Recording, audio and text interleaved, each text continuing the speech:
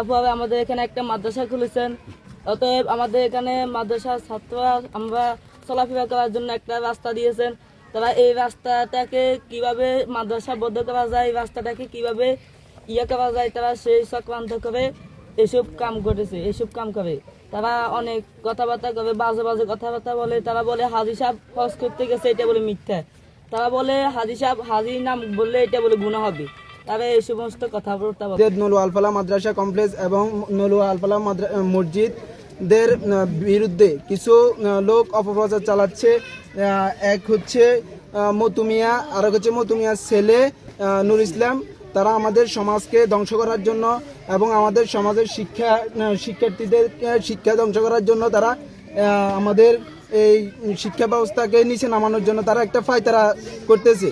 এই সমাজকে তারা নিচে নামানোর জন্য তারা বিভিন্ন ভিডিও বার্তার মাধ্যমে আমাদেরকে হয়রানি করতেছে এবং আমাদের সভাপতি সাহেবকে হয়রানি করতেছে, এলাকার মান্যগণ্য লোকদেরকে হয়রানি করতেছে। ফেসবুকে ভিডিও দিতেছে এরা হে বাপেরা নাকি মতুমিয়ারে যদি মারা যায় তাহলে এটা সম্পূর্ণ লাইবিলিটি বহন করবে এই মসজিদ কমিটি প্রতিষ্ঠাতা মিরাজ মিয়া সহ এবং আমাদের এই বিএনপি কিছু নেতা করবে।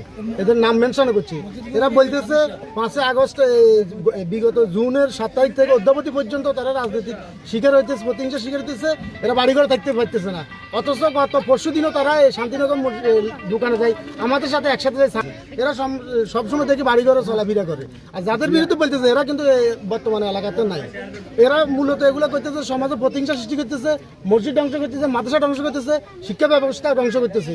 আমরা এর তীব্র প্রতিনিন্দা জানাই এবং আইনগত ব্যবস্থা চাই, অতি দ্রুত এদেরকে আইনের আওতায় আনতে চাই।